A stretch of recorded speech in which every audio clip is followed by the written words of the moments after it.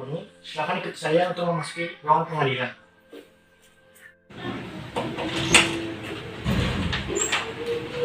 Nyonya, silakan masuk dan duduk di sebelah sana. Nyonya Murni, silakan duduk.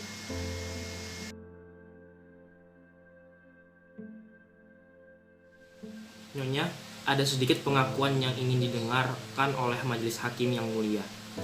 Kami mengetahui bahwa dulu Nyonya adalah kekasih Kapten Anwar. Tapi orang yang mencintai Nyonya bukan dia satu-satunya. Ada lagi yang lain, yaitu Mayor Bahri, suami Nyonya yang sekarang juga mencintai Nyonya. Kemudian Kapten Anwar dijatuhi hukuman mati oleh pengadilan Medan Perang. Yang menjadi ketua pengadilan itu adalah Mayor Bahri, suami Nyonya. Saya ingin mengajukan beberapa pertanyaan. Harap Nyonya jawab dengan jujur dan ditunjukkan pada majelis hakim. Sudah berapa tahun Nyonya berumah tangga dengan saudara Bahri? Lebih dari 30 tahun. Waktu yang cukup panjang untuk mengenali pribadi seseorang. Berdasarkan pengetahuan Nyonya, apakah mungkin saudara Bahri menjatuhkan hukuman pada sahabat karibnya Anwar dengan maksud membunuhnya supaya dapat mengawini Nyonya? Tolong Nyonya jawab dengan sejujur-jujurnya. Cobalah Nyonya renungkan. Saya tidak perlu merenungkannya. Saya tahu betul sifat suami saya. Suami saya adalah seorang pejuang, seorang prajurit yang setia. Tidak, dia bukan seorang pembunuh. Tolong sampaikan lebih jelas pada majelis hakim. Suami saya tidak membunuh Anwar karena ingin menikah dengan saya. Terima kasih, Nyonya. Untuk sementara, sekian dulu yang mulia. Saudara penuntut umum, giliran saudara. Nyonya Murni, apakah Nyonya seorang yang dapat dipercaya ataukah Nyonya berkata begitu hanya sekadar mimpi memamerkan kesetiaan pada suami yang sama sekali tidak Nyonya miliki? Yang mulia, saya keberatan terhadap ucapan saudara penuntut umum. Di sini yang diadili adalah saudara Bahri, bukan Nyonya Murni. Maaf yang mulia, saudara Pamela terlalu terburu nafsu. Saya belum selesai berbicara. Saya tidak mengadili. Saya hanya membuat suatu simpulan. Teruskan saudara penuntut umum. Setelah saudara meninggal, berapa lama kemudian Nyonya menikah dengan saudara Bahri? Ayo Nyonya, menurut keterangan yang kami peroleh, Nyonya sangat cinta pada saudara Anwar, apa betul? Begitu cinta padanya, hingga lamaran saudara Bahri yang pangkatnya lebih tinggi dari saudara Anwar, Nyonya tolak. Saya tidak tahu pasti, biarpun kepastian ini tidak penting dalam bermesraan dengan saudara Anwar, tidak akan begitu aneh jika Nyonya saudara Anwar bersimpati untuk hidup semati. Itu biasa. Memang begitu biasanya anak muda yang sedang bercinta, lalu dia meninggal. Berapa bulan kemudian Nyonya menikah dengan saudara Bahri? Keras sedikit. 2 bulan. 2 bulan. Hebat sekali kesetiaan Nyonya kepada saudara Anwar. Belum lagi, dia saja membuat seberang kubur. Nyonya sudah berpaling dengan laki lain. Saingannya, perempuan apa Nyonya sebetulnya? Perempuan pengabot cinta yang pindah dengan mudah dari lelaki yang satu ke lelaki yang lain? Penjual mulut manis, pendusta, pembohong? Saya keberatan atas pertanyaan-pertanyaan saudara penuntut umum. Yang saya kemukakan bukan simpulan. Kalau boleh bertanya pada saudara pembela terhormat, simpulan apa yang akan diambil dari kenyataan-kenyataan ini? Cara saudara mengajukan pertanyaan memojokkan Murni. Saya tidak memojokkan siapa-siapa. Itu adalah prasangka saudara. Di sini, Saudara-saudara bicara melalui hakim. Maaf yang mulia. Saudara penuntut umum silakan. untuk sementara sekian dulu yang mulia. Saudara pembela silakan. Nyonya Murni, kata Nyonya, Nyonya kawin 2 bulan setelah kekasih Nyonya meninggal. Memang Nyonya, masyarakat umum akan bertanya-tanya bagaimana mungkin seseorang gadis yang begitu mencintai seorang laki-laki tiba-tiba kawin dalam waktu begitu singkat dengan lelaki lain. Masyarakat cenderung untuk menghukum, tapi Nyonya berhak untuk membela diri. Nyonya tentu punya alasan. Apa bisa Nyonya jelaskan? Setelah Anwar meninggal, saya hancur mulu. Dunia ini terasa kiamat. Saya hampir-hampir sesat. Lalu saya memutuskan untuk bunuh diri.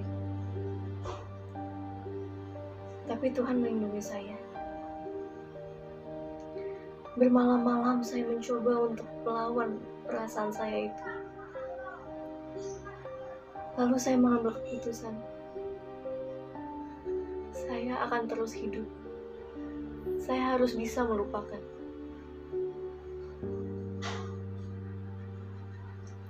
Tapi saya perempuan. Sendiri memerlukan perlindungan.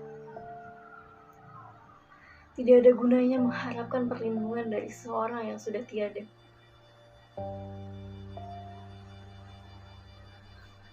Satu-satunya orang yang mencintai saya selain Anwar adalah Bahri. Lalu saya membulatkan hati. Siapa tahu saya dapat mencintainya. Karena ia adalah seorang lelaki yang baik, setia.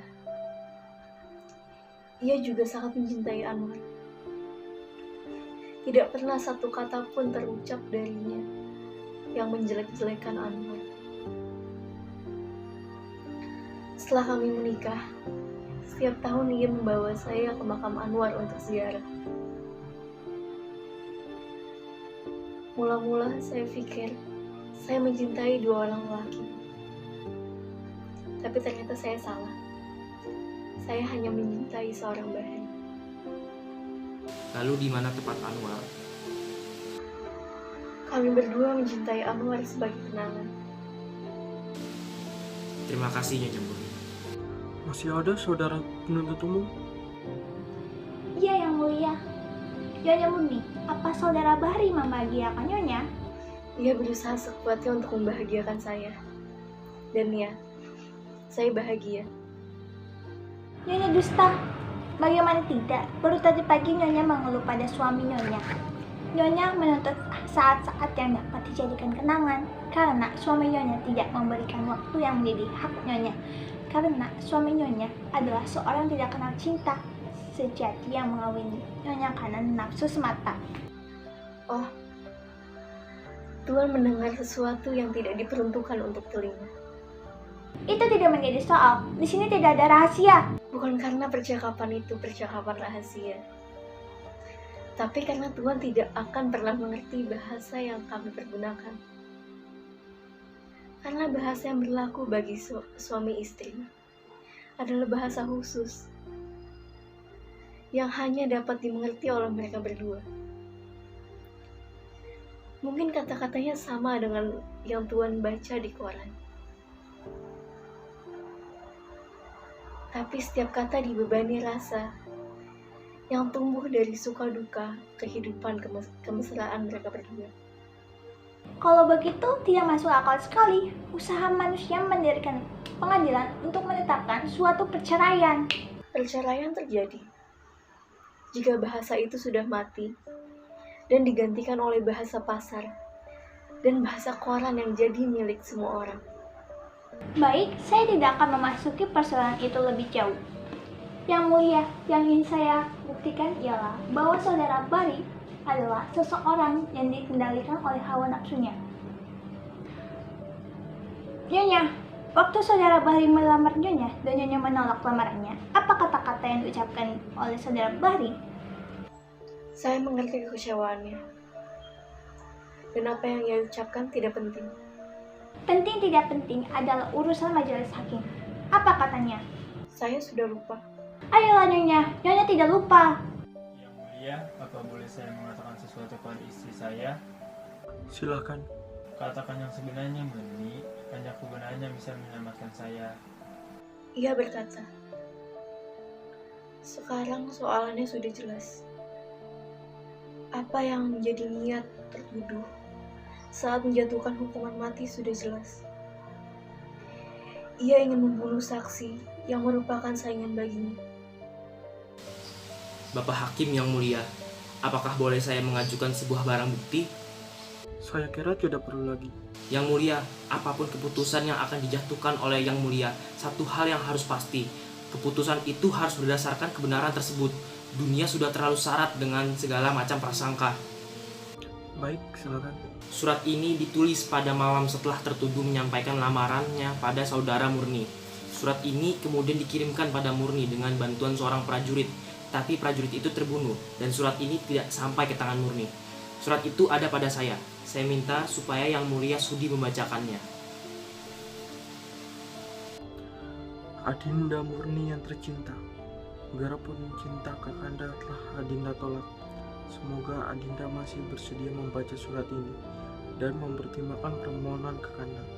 Kakanda meminta maaf atas ucapan yang Kakanda lontarkan di hadapan Adinda. Kakanda begitu kecewa dan sedih, hingga Kakanda kehilangan kendali atas diri Kakanda.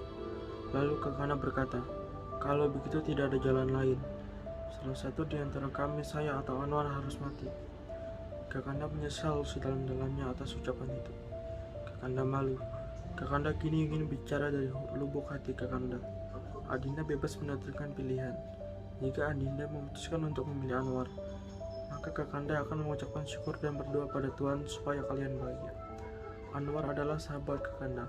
Kalau dia bahagia, maka Kakanda juga bahagia. Salam Kakanda, Saiful Bahri. Terima kasih Yang Mulia. Saya tidak akan mengajukan pertanyaan lagi. Apa ada yang saudara mau sampaikan pada majelis hakim? Ada sedikit Yang Mulia. Sebuah perbuatan ditentukan oleh niat pelakunya. Di balik hukuman yang dijatuhkan oleh tertuduh, biarpun saudara Bahri mengatakan bahwa semuanya ia lakukan demi Tuhan, demi bangsa, dan demi negara, niat yang sebenarnya adalah untuk menjinakkan saingannya. Dengan demikian, dia bukan orang yang melakukan tugas, tapi ia harus dinyatakan seorang pembunuh. Terima kasih.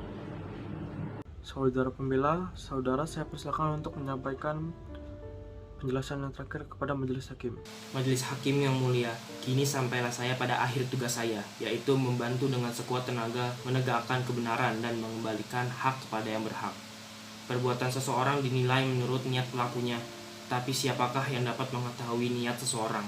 Dan jika toh dapat kita ketahui, maka kita akan menilainya menurut keterbatasan pribadi kita juga. Oleh karena itu, majelis hakim yang mulia, satu-satunya yang dapat menghakimi adalah pelaku itu sendiri. Tapi itu hanya akan terjadi jika hati sanubari orang tersebut masih berfungsi sebagaimana mestinya. Jika suara hatinya masih bisa membedakan yang benar dan yang salah. Yang terbukti dalam mahkamah ini tidak apa-apa, kecuali bahwa saudara Saiful Bahri yang sekarang ini dihadapkan sebagai tertuduh adalah seseorang yang jujur, rendah hati, percaya pada Tuhan, dan seorang yang memiliki tanggung jawab sepenuhnya atas semua perbuatannya. Oleh karena itulah pada tempatnya jika keputusan pengadilan ini dikembalikan pada hati sanubarinya sendiri. Saya yakin majelis hakim yang mulia akan mempertimbangkan ini. Terima kasih. Majelis hakim akan mengundurkan diri untuk bermusyawarah dan mengambil keputusan. Dengan ini sidang saya tunda untuk sementara waktu.